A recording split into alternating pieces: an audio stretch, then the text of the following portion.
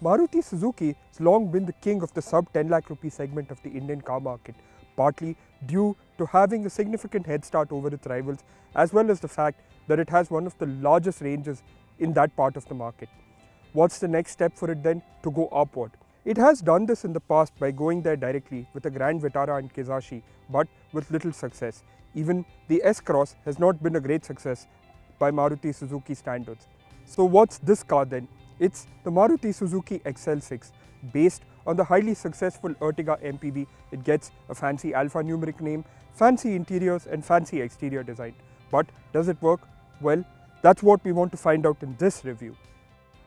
Launched in August 2019, the Maruti Suzuki XL6 is based on the Ertiga MPV and is offered across 2 trims, 4 variants, 6 colors and with 1 petrol engine that can be had with either a manual or automatic gearbox.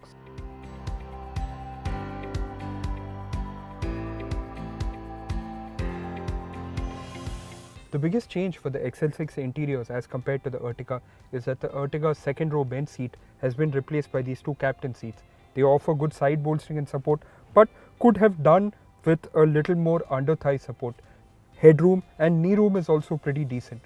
Now, one of the reasons for putting captain seats in the second row is to give a bit of exclusivity, especially for those who want to be chauffeured around.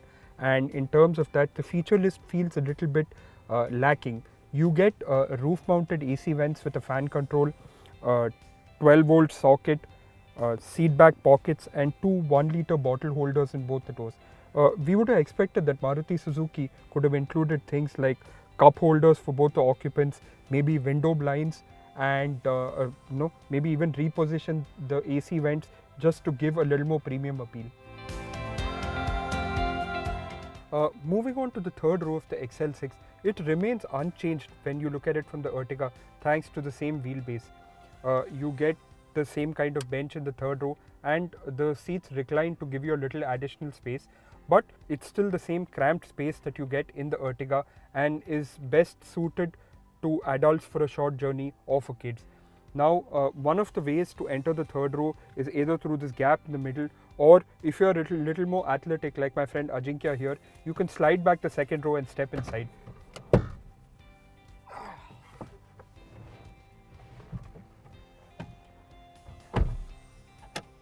As you can see, this is suited to 2 adults is best, and it's not very comfortable for long journeys.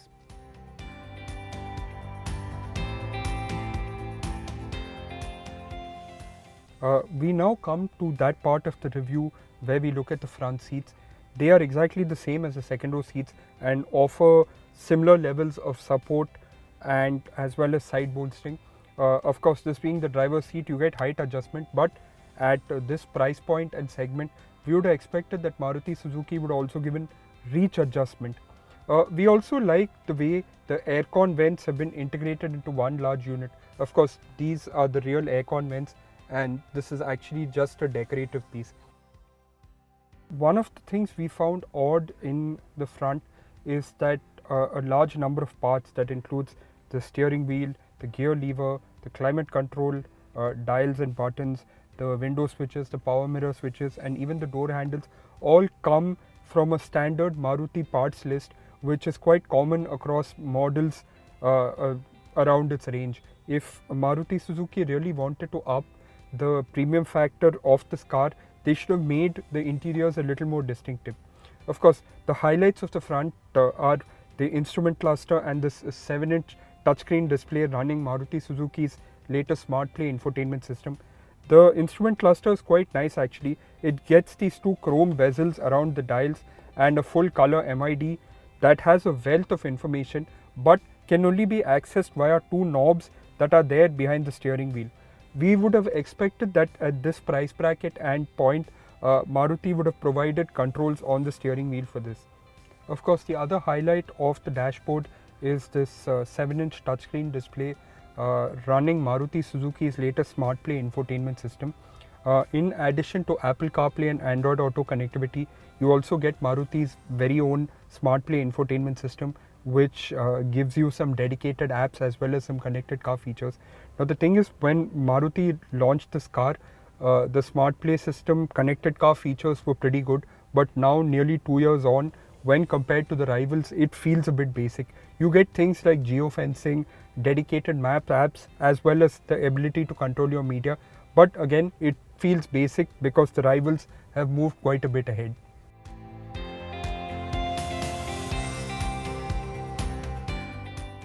All versions of the XL6 get dual front airbags, ABS with EBD, ISOFIX child seat mounting points, and 3-point seat belts for all occupants.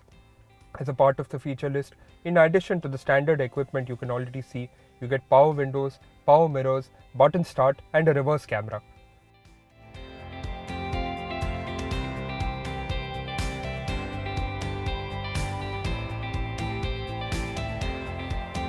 Maruti Suzuki, as a part of the upgrade, has given the XL6 a completely new face. Since SUV seems to be the flavor of the market, that is the look that Maruti Suzuki has gone for with this car.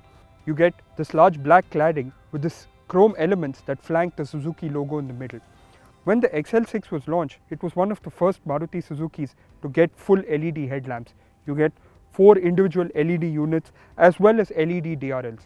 As a part of the SUV appearance, you get this large black cladding around the fog lamps as well as the silver 4 bash plate element.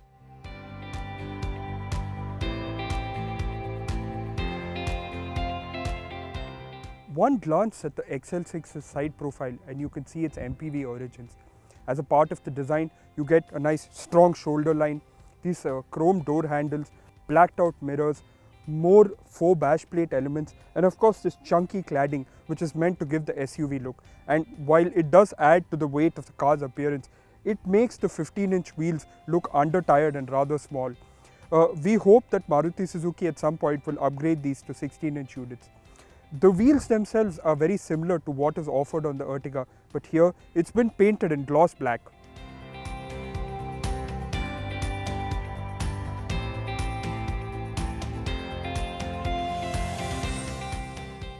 The highlight of the rear of the XL6 is of course this black cladding that runs between the two tail lamps. The tail lamps themselves have a unique shape as they extend both around the side of the vehicle as well as upwards. Other highlights here include this black cladding as well as the silver bash plate element. We particularly like these rectangular reflectors as they give the car a distinct appearance when you look at it from behind. Maruti's plan to SUVize the Ertiga and convert it to the XL6 has worked in terms of exterior design. It is certainly a step up from the former's plain appearance. We would have, however, liked larger wheels to make the side profile look a little more proportionate. Put simply, if the Ertiga was a tub of curd, then the XL6 is the higher priced and fancier looking Greek yogurt.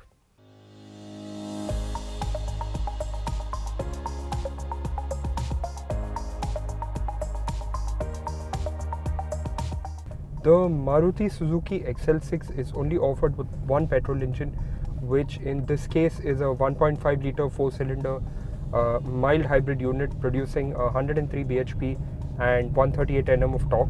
You can have this engine with either a 5-speed manual or a 4-speed automatic, which is what we are driving in the review today.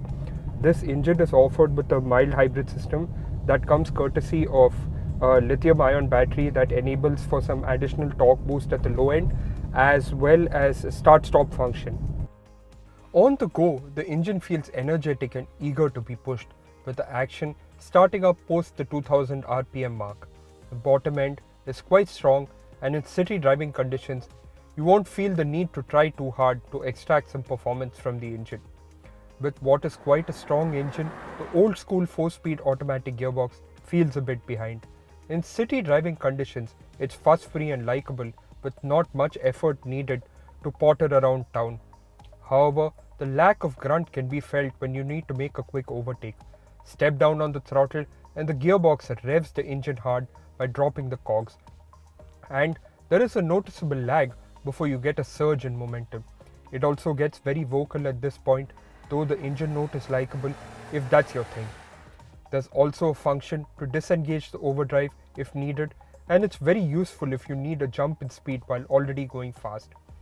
There's no manual mode, but you do get the option to hold second gear as well as a low mode, which is useful if you're ascending an incline with a full load. It's best that you build up momentum and plan overtakes in advance if you have opted for the AT. Out on the highway, Cruising at 3-digit speeds is not much of a task, though the trick is to get up to speed and then drop the revs to get a decent balance of speed versus economy. The Maruti Suzuki XL6 gets the same underpinnings as the Ertiga. This even includes the same wheels and tires, both in terms of size, design and everything. The low speed ride is actually really good, and it manages to absorb everything in its path without sending much back into the cabin. Though if we may add that the low speed ride is a tad bit noisy and you can hear a lot of road noise once you go past the 80 kmph mark, especially out on the highway. At triple digit speeds, the car feels surprisingly planted with a decent weight to the steering. A high roof and MPV origins means you do feel the weight when going hard in the bends, but it's predictable in its response and is best if you plan your moves in advance. The steering needs 2.5 turns to go from lock to lock and feels light at low speed, making tight maneuvers like parallel parking a breeze to complete. The Maruti Suzuki XL6 is the Indo-Japanese automaker's most significant step forward in moving its offerings up the ladder. The Ertiga was always a strong product, and using that as a base to build off a new product has worked well in Maruti's favor. On the plus side, it's got good interiors, looks quite good and is quite practical. However, on the downside, now nearly 2 years into its existence, the XL6 is lacking a lot of features that its rivals on both sides of the price scale are offering. What's more, the 1.5 litre petrol engine and the 4-speed automatic is usable, but if you really want to enjoy driving the XL6, go for the 5-speed manual. Prices for the Maruti Suzuki XL6 range from Rs 10.98 lakh to Rs 13.35 lakh for this top of the line automatic petrol that we have driven today. All prices on road Delhi. Rivals for the Maruti Suzuki XL6 include top spec versions of the Mahindra XUV 300, Kia Sonet and Hyundai Venue. On the other end of the scale, it also rivals mid-level variants of the Hyundai Creta, Nissan Kicks and the Kia Seltos. For all the details on the Maruti Suzuki XL6, do visit our website carwale.com. Thank you so much for watching. Take care.